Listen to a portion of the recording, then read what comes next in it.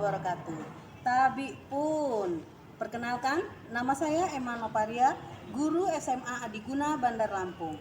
Saya sebagai mahasiswa PPG Universitas Khairun Ternate, kategori 1, gelombang 2.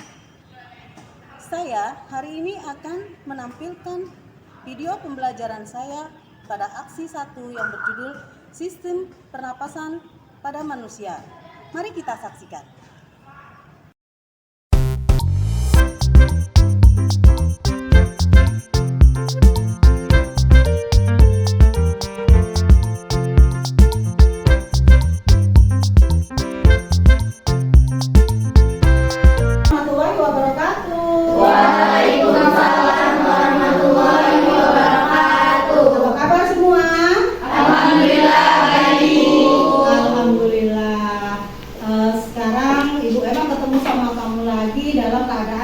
Berdoa terlebih dahulu. Silakan dipimpin ketua kelas untuk berdoa. Sebelum memulai pelajaran, alangkah baiknya kita berdoa menurut percayaan agama Muslim.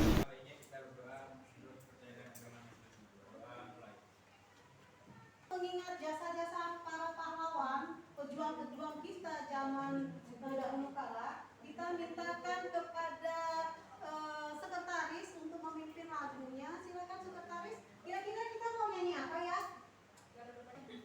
Untuk menghormati jasa pahlawan, kita sambil bernyanyi sambil berdiri. Silakan berdiri.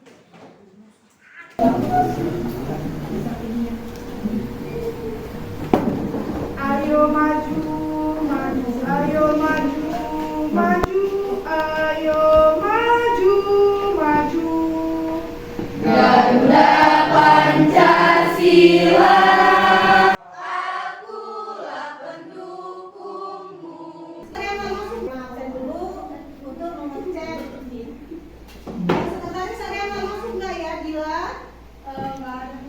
Masuk semua. Untuk coba ibu cek secara cepat ya. Ahmad Rizky, kemudian Arya, Bella, kemudian Dila, hadir. Dea, hadir. Jordan, hadir Bu. Ingrid, Hana, dan Yola, hadir. Oh ya, alhamdulillah semua hadir semua hari ini. Karena kita ini sudah siang jamnya, ibu mau lihat kamu konsentrasi belajarmu. Saya sebutkan. Rizky, Bella, Pinkan, Yola, ada lagi, Jordan. Hari ini kita akan mempelajari tentang sistem pernapasan. Di mana ada 2 tahun yang lalu kita terkena yang namanya pandemi COVID-19 tahun 2019. 2 tahun kita tidak sekolah, kamu ada di rumah, apa-apa semuanya selalu tertutup untuk kita supaya tidak terhubung dengan orang lain, menjaga jarak. Kalau 3M, katanya 3M apa itu?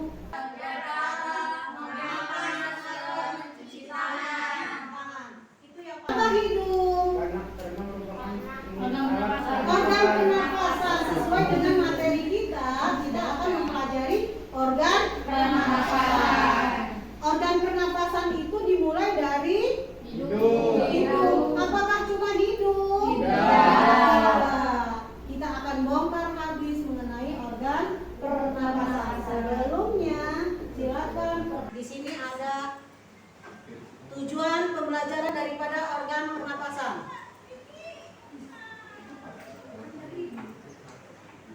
Ya, yang pertama, peserta didik dapat mengaitkan struktur dan fungsi organ sistem pernapasan melalui pengamatan pada organ pernapasan. Nanti ibu kasih PPT-nya, kemudian kamu berdiskusikan bersama temannya. Yang kedua, peserta didik mampu menganalisis hubungan antara jaringan penyusun dengan sistem pernapasan melalui diskusi kelompok sesuai dengan kelompok yang sudah dibentuk olehmu. Nanti ibu bagikan LKPD-mu dan akan didiskusikan dalam kelompokmu. Yang ketiga, peserta didik mampu menganalisis mekanisme pernapasan saat inspirasi dan saat ekspirasi melalui studi literatur. Di sini kamu boleh menggunakan HP, buku, ataupun yang lain-lain. Boleh. Kemudian yang keempat, peserta didik mampu mengkomunikasikan hasil diskusi tentang struktur jaringan penyusun organ pada sistem pernapasan manusia yang erat kaitannya dengan bioproses melalui presentasi. Jadi nanti setelah kamu melakukan diskusi per kelompok, kamu kemudian membaca dan membahas KKPD-nya, masing-masing kelompok akan berpresentasi di depan. Siap? Iya. Sekarang dibahas di KKPD-nya.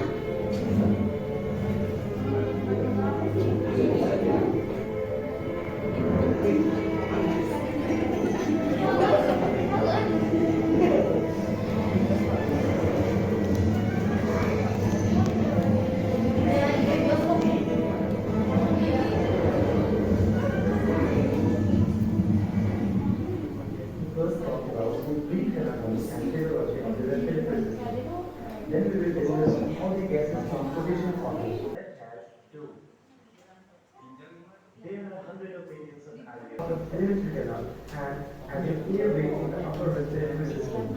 Pharynx consists of three regions, and they are nasopharynx, oropharynx, and laryngopharynx. The larynx is an organ of complex structure that serves as a dual function as an air canal to the Di LKPD-nya, nanti sembari kamu mau mengerjakan diskusinya, Ibu tanyakan PPT mengenai sistem pernapasan. Silakan dibaca, ini kelompok 2, kelompok 3, dan kelompok 4. Ya, silakan bergabung bersama kelompoknya. Yang duduknya masih tidak berkelompok, silakan di kelompok. Jadi di literaturnya nak.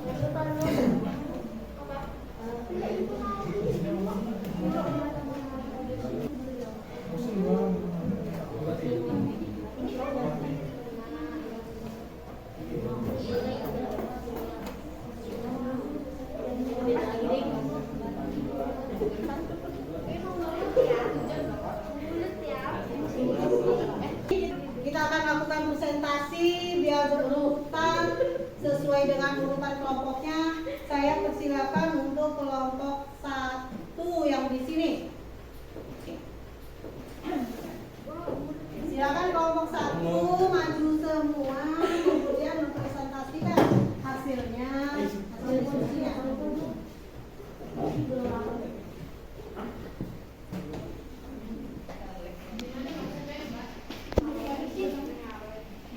Silakan kelompok 1. Assalamualaikum warahmatullahi wabarakatuh. Waalaikumsalam warahmatullahi wabarakatuh. Kami dari kelompok 1 ingin mempresentasikan tentang sistem pernapasan pada manusia. Sebelumnya izin memperkenalkan diri, nama saya Mispa Damayanti. Nama saya Mila Olivia. Tadi kami sudah membaca tentang efek ke sistem pernapasan dan organ dan cairan. Jadi pertanyaan untuk kelompok kami itu, mengapa virus corona menyerang organ penciuman dan organ paru-paru manusia? Jadi jawabannya, sebenarnya virus corona tidak hanya menyerang paru-paru, melainkan juga jantung, sistem saraf, dan kulit. Virus corona dikenal luas sebagai penyakit sistem pernapasan atau paru-paru karena patogen virus corona menyerang saluran pernapasan. Dan orang yang berinteraksi mengalami gejala sedang atau berat, biasanya mengalami batuk kering, sesak napas, dan pneumonia. Jadi itu adalah jawaban dari hasil diskusi kami tadi. Apakah ada yang ingin menanggapi jawaban tersebut? Jadi tadi ya untuk kelompok 1, mengapa virus corona menyerang organ penciuman? Kenapa di hidung? Tadi sudah dijawab. Apakah jelas atau tidak? Atau ada yang menanggapi? Ada pertanyaan? Kelompok pertanyaan dari kelompok mana? Kelompok 2? Tidak. Kelompok 3. Tadi kan dikatakan bahwa virus corona tidak hanya menyerang paru-paru, melainkan juga jantung. Benarkah? Sistem pernapasan pada manusia. Berdasarkan gambar di atas, tentukan nama organ, struktur, dan menyusun organ serta fungsinya. Kode pertama, kode A, yaitu organ paru-paru. Struktur organ melingkupi bronkus, bronchiolus, alveolus, yang dilingkupi selaput pleura. Fungsinya merupakan organ pernapasan utama. Tahan paru-paru diatur oleh bagian-bagian yang membatasinya, yaitu rongga, dada, dan perut. Sehingga dikenal ada dua macam mekanisme pernapasan pada Pendek, ada gambar jelaskan mekanisme atau pernapasan apakah itu? Silakan. Hasil diskusi dari kelompok. Soal inspirasi. Itu kan ada gambar itu kan. Ya, tuh, lihat Kelihatan kan? Ya, terus.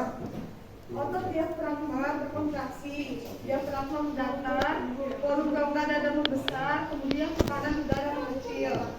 Diikuti dengan paru-paru yang mengembang sehingga tekanan udara lebih kecil dari tekanan udara di atmosfer sehingga udara masuk. Ya, bagus sekali. Itu kan ada tuh. Ada. Ya, itu tadi. Tulang rusuk terangkat, volume rongga dada membesar, paru-paru mengembang, tekanan udara kecil, dan udara masuk. Kalau ekspirasi melingkupi otot tulang rusuk keluar berelaksi, tulang rusuk berterali ke posisi semula, volume rongga dada mengecil, paru-paru mengempis, tekanan udara besar, dan udara keluar. Bagus sekali. Itu kelompok 2. Pinter ya kelompok 1. Waalaikumsalam warahmatullahi wabarakatuh. Terus untuk kelompok 4. Kesimpulan daripada pembelajaran kita hari ini. Ya, coba simpulkan apa yang telah kita pelajari di hari ini. Yang pertama, sistem pernapasan pada manusia adalah sistem organ yang digunakan untuk menghirup oksigen dari udara dan mengeluarkan CO2 dan uap air. Tujuan utama proses pernapasan yaitu untuk memperoleh energi. Dan ketiga, menurut tempat terjadinya pertukaran gas, maka pernapasan dibedakan menjadi dua jenis, pernapasan dada dan pernapasan perut. Oh, itu dia. Temannya tadi sudah mengambil kesimpulan bahwa sistem respirasi kita itu dimulai dari yang namanya hidung. Hidung masuk ke trakea, kemudian ke bronkus, bronchiolus, alveolus, di mana di bagian dari alveolus sendiri ada yang namanya gelembung udara untuk menyerap oksigen. Itu ada dua, ada pernapasan perut, ada pernapasan dada.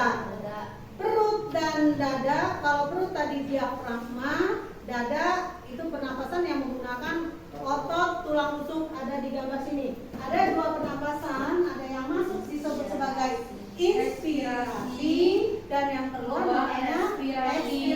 Dari gambar pun kamu sudah lihat. Kalau inspirasi udara masuk, coba tarik nafas semuanya. Menarik nafas ekspirasi. Pada saat itu dada kita, rongga dada kita terasa terangkat. Bisa menahan sampai 3 hari nafasnya. Is dead kalau sampai 3 hari. Sebelum kita mengakhiri pelajaran hari ini, langkah baiknya kita berdoa menurut kepercayaan dan agama masing-masing. Berdoa mulai.